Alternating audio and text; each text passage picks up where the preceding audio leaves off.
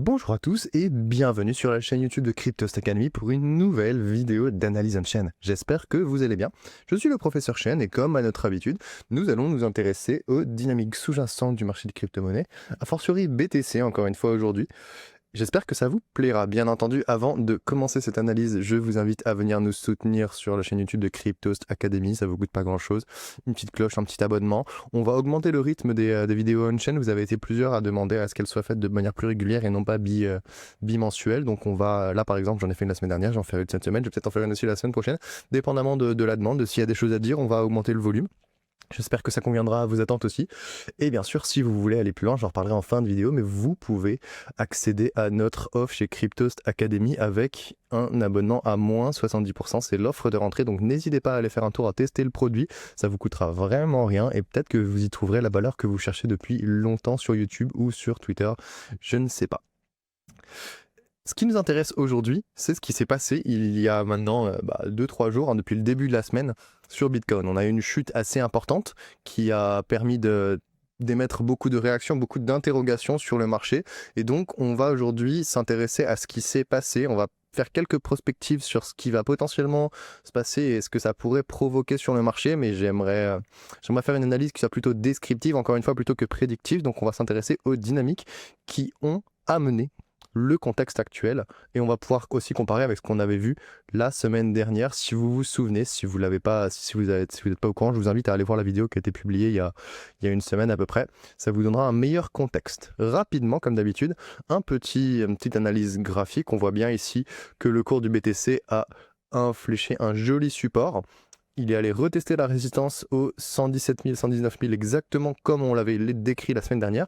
Et maintenant, on fait face à un rejet qui était plutôt léger au début, puis qui a accéléré très très vite dans la nuit de dimanche à lundi, et c'est ce qu'on va voir aujourd'hui. On va expliquer pourquoi rapidement. Maintenant, le prix se situe aux alentours des 112, 111 000 $. On reste au-dessus de la zone tampon, ce que je considère la zone tampon, le support le plus important à mes yeux. Il est entre 110 et 108 ici. C'est vraiment cette zone qu'on a réussi à franchir en juillet dernier, qu'on a testé une fois en tant que support, on est venu légèrement invalider, puis qu'on est en train de retester maintenant. Donc pour l'instant, on est encore en train de tester cette zone en tant que support. Si on la valide et que ça devient une résistance, on va rentrer dans le range qui a entre 100 et 110 000, et ça pourrait être un peu délétère à court terme et potentiellement à une respiration à moyen terme. Mais bon, c'est pas exactement ce qu'on aimerait avoir dans un marché haussier qui soit fort, avec une dynamique et un momentum haussier fort, donc c'est pas ce qu'on aimerait voir. Mais bon, c'est une éventualité, on verra plus tard ce qui pourrait se passer à ces niveaux-là. Au niveau du comportement d'accumulation, grâce à la carte thermique de l'accumulation spot qu'on avait déjà utilisée la semaine dernière, on avait identifié justement la résistance. Je vais zoomer un petit peu pour que ce soit plus clair.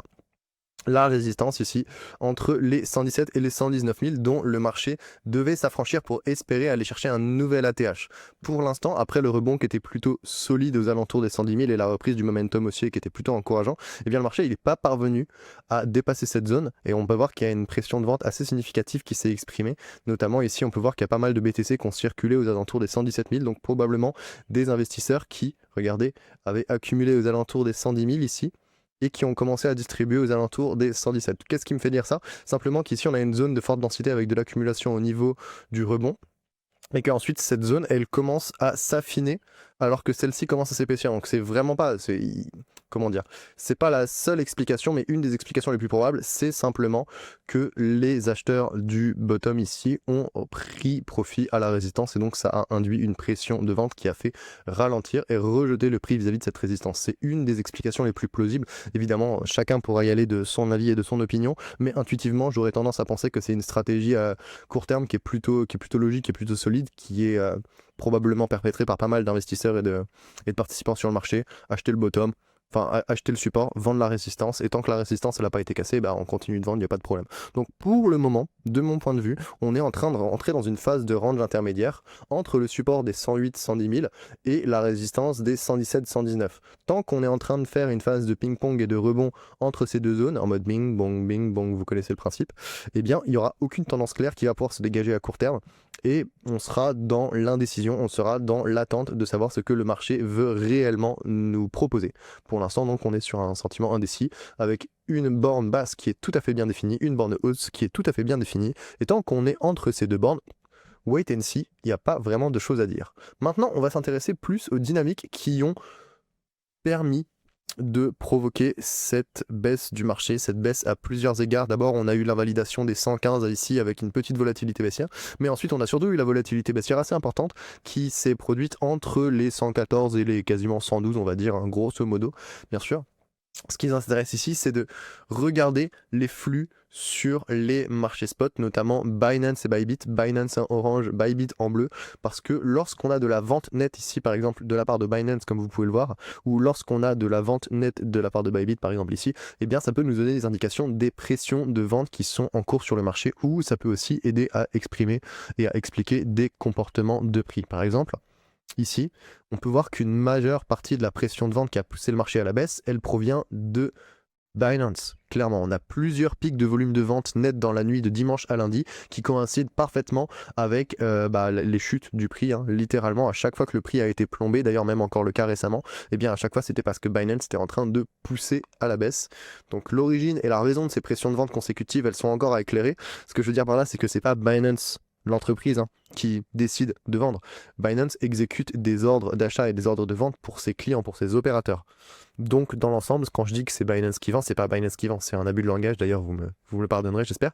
Ce qui est important de comprendre, c'est qu'il y a des opérateurs, des investisseurs sur Binance qui ont décidé de vendre beaucoup de BTC à ce moment-là, et donc ça a amené une chute du prix. Il n'y a pas que, encore une fois, cette dynamique-là qui explique ce comportement, mais c'est un des éléments factuels qui nous permet de comprendre un peu mieux la situation.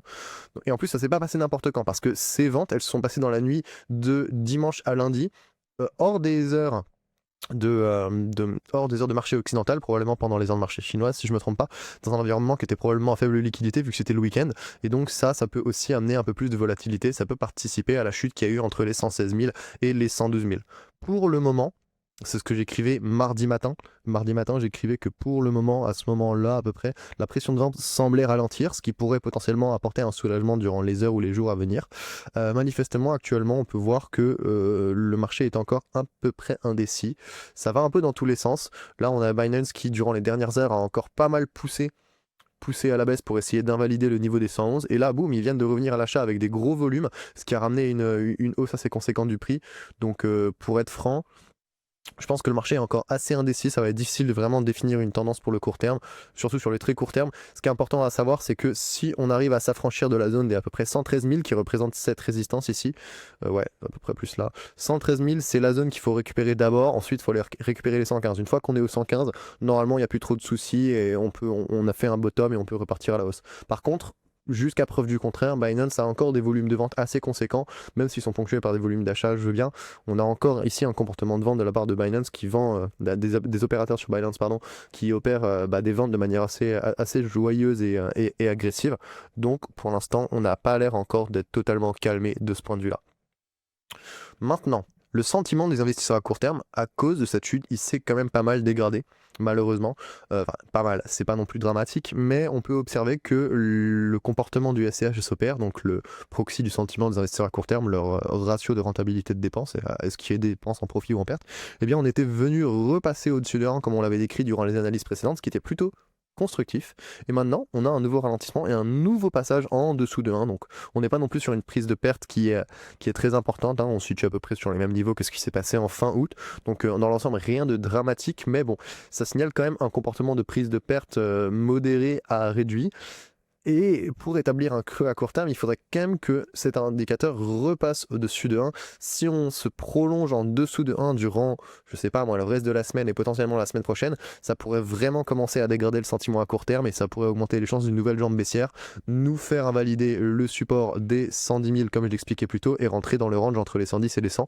Et c'est vraiment pas ce qu'on veut pour un marché haussier qui pourrait atteindre potentiellement des prix plus élevés avec un momentum haussier. Là, on est vraiment en train d'avoir un momentum qui est en train de ralentir, on est en train de consolider, ça peut être positif, mais il faudrait vraiment qu'on trouve une issue haussière si on va rechercher le range du début d'année 2025, c'est pas tout à fait idéal en termes de comportement de mon point de vue.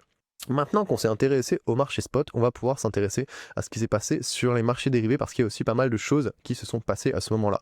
Si la pression de vente qui est issue des marchés spot elle a eu un impact clair sur le prix, eh bien le contexte sur les marchés dérivés il doit vraiment pas être négligé. On va voir, il y a plusieurs raisons pour ça encore une fois, mais il explique en grande partie notamment la dimension volatile qu'il y a eu sur la baisse. On peut notamment observer ici des pressions de vente accrues de la part des investisseurs et des spéculateurs, surtout sur Bybit. Si on regarde bien ici, ça part d'abord de Bybit, puis ensuite, avec une bonne intensité, puis ensuite ça continue sur Binance. Donc Bybit qui short agressivement et Binance qui ensuite donne de la continuité, du poids à ce comportement. Donc d'abord, on a une pression de vente qui provient initialement de Binance, qui est suivie de près, une pression de vente qui d'abord provient de Bybit, mais qui est suivie de près par Binance. Et ces pics, ils indiquent l'ouverture de positions short agressives qui sont en synchronisation parfaite avec les pics de volatilité baissière qui sont survenus durant la nuit de dimanche à lundi. Donc ça indique qu'il y a des spéculateurs qui ont clairement saisi l'opportunité de vendre et de shorter lourdement le marché afin de profiter de la volatilité potentielle. Et bah pour le coup, le trade était plutôt rentable. La stratégie s'est révélée particulièrement rentable jusqu'à preuve du contraire. Sur le court terme, on voit que Bybit essaye encore un peu de plomber le prix actuellement. Donc on est sur une intensité réduite. Dans l'ensemble, on peut dire que la pression de vente sur les marchés dérivés, elle est réduite comparément à ce qu'on a pu voir sur les marchés spot.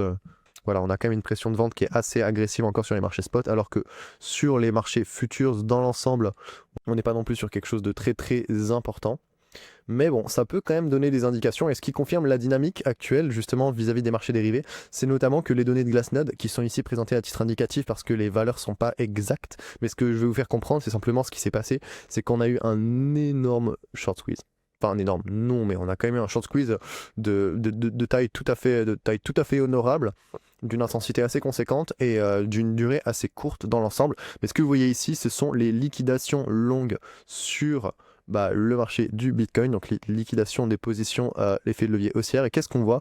On voit un très très beau pic ici, avec une estimation à peu près 78 millions d'USD liquidés. On est plus, on n'est pas du tout dans ces ordres-là. On est sur un ordre de grandeur à plus d'1 milliard en réalité. Donc je pense qu'ils prennent pas en compte tous les exchanges, notamment pas tous les DEX comme Hyperliquid ou autres.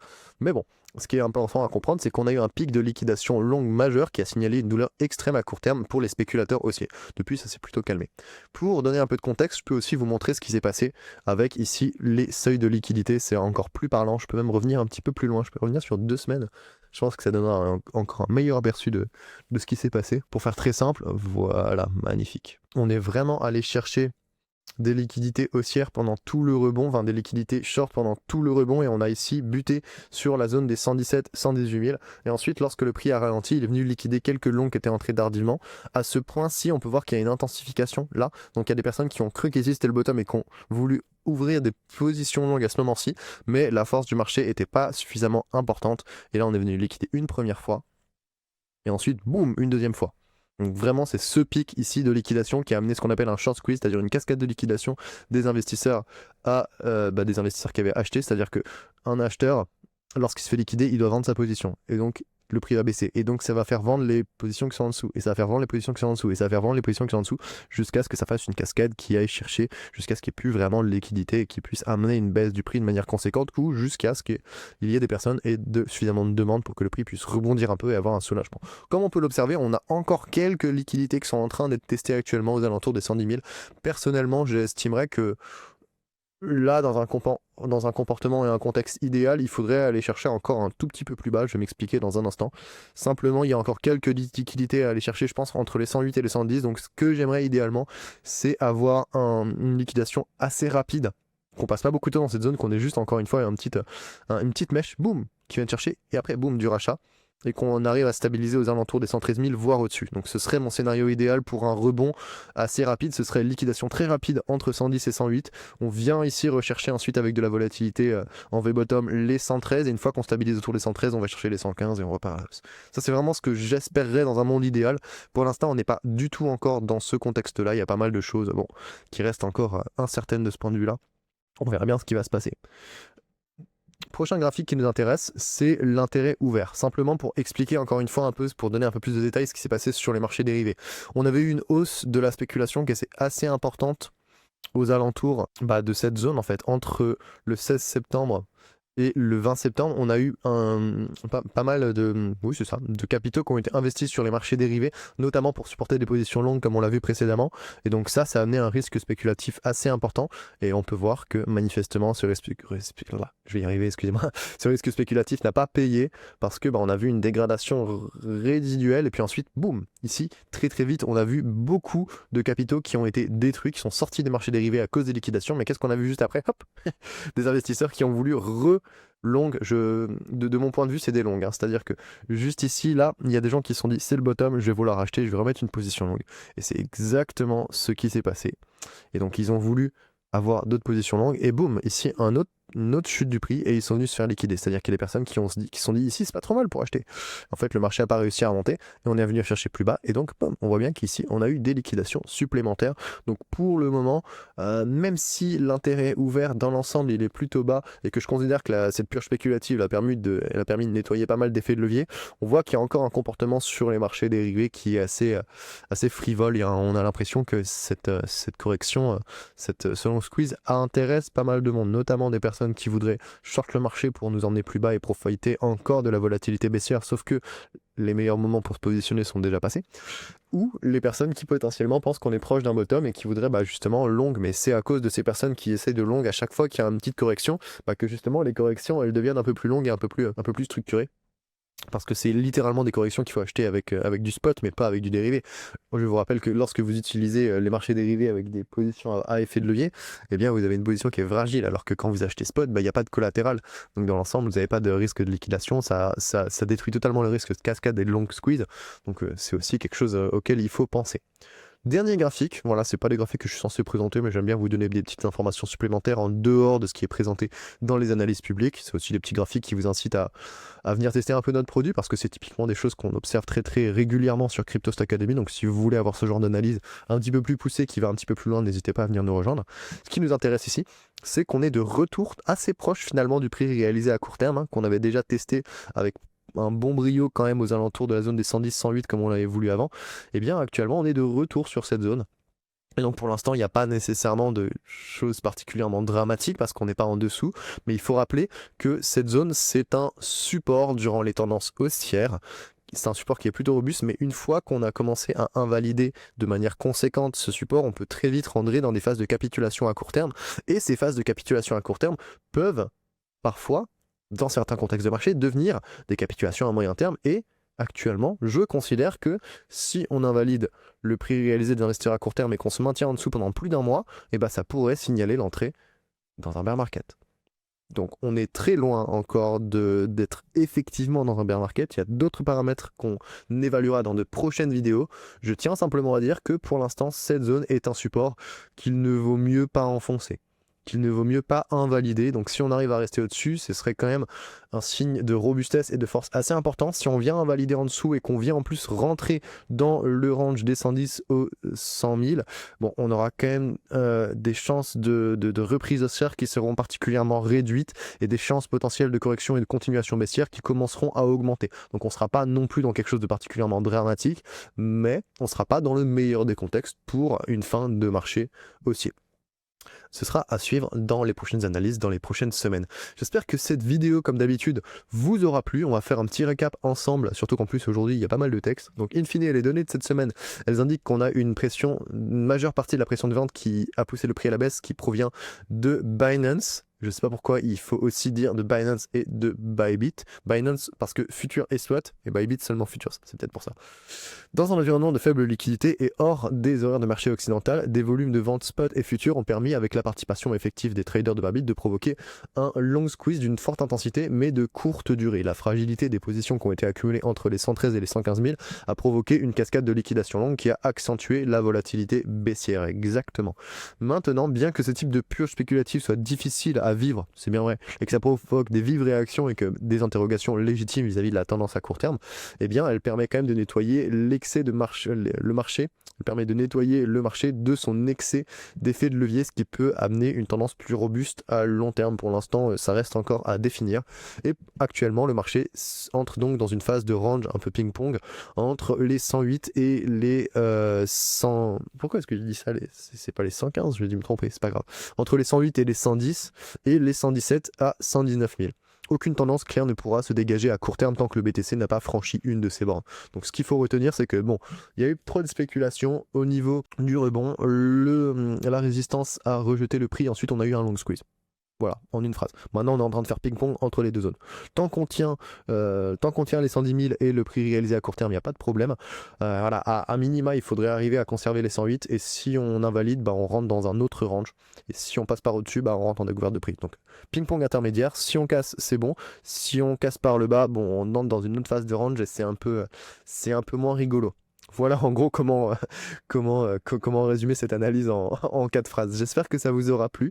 N'hésitez pas bien sûr à aller consulter l'article qui est disponible gratuitement sur le site de Cryptost. Il y aura des petites annotations comme d'habitude qui vous permettront d'avoir un point de vue un petit peu différent. C'est une analyse qui a été publiée mardi. Hein. Donc là on est mercredi quand j'enregistre cette vidéo, elle s'est publiée peut-être jeudi, j'espère potentiellement vendredi.